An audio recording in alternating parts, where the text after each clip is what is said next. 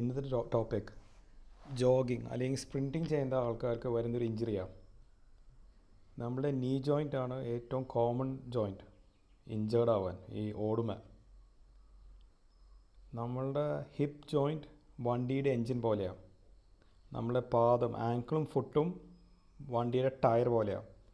നീ ജോയിൻറ്റ് നമ്മളുടെ എൻജിനും ടയറും കണക്റ്റിങ് ചെയ്യുന്ന ഒരു സ്ട്രക്ചറാണ്.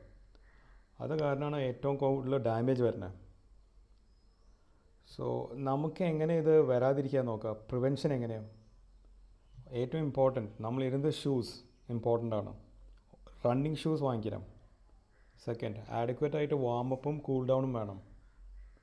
തേർഡ് പോയിൻറ്റ്, മസിൽ സ്ട്രെങ്തനിങ്, അതായത് മുട്ടിന് ചുറ്റുമുള്ള ക്വാഡ്രിസെപ്സ് ഹാംസ്ട്രിങ് മസിൽസ് സ്ട്രെങ്തനിങ് ചെയ്യുക. പിന്നെ ഓവറാക്കിയിട്ട് മുമ്പിലേക്ക് ചാടരുത്. അത് നമ്മൾ ചാടാൻ പാടില്ല ഓടുമ്പോൾ. പിന്നെ ഐഡിയലി നമ്മൾ ഓടുമ്പോൾ സോഫ്റ്റ് സർഫസിലാണ് ഇത് ഓടേണ്ടി വരിക. നമുക്കിപ്പോൾ എങ്ങനെ ഓടേണ്ട രീതിയിലൊന്ന് നോക്കാം.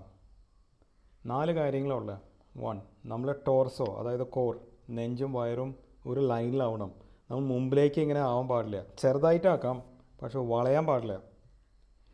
ഓടുമ്പോൾ മുട്ട് ചെറുതായിട്ട് മടങ്ങിയിരിക്കണം. പിന്നെ ഫോം ലൂസും റിലാക്സ്ഡ് ആയിട്ട് ഓടണം. റിജിഡിറ്റി ഉണ്ടാവാൻ പാടില്ല.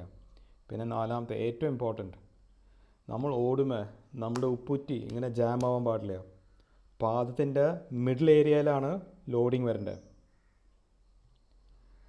നമ്മൾ എപ്പോഴാണ് ശ്രദ്ധിക്കേണ്ടത്?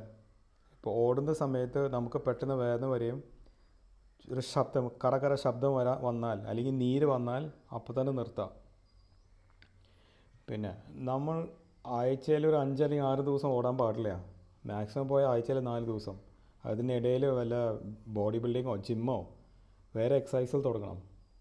പിന്നെ ഓടിക്കഴിഞ്ഞാൽ ഐസ് വയ്ക്കുക. പിന്നെ നല്ലോണം വെള്ളം കുടിക്കുക, നല്ലോണം ഭക്ഷണം കഴിക്കുക.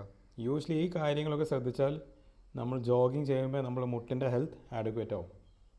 Thank you.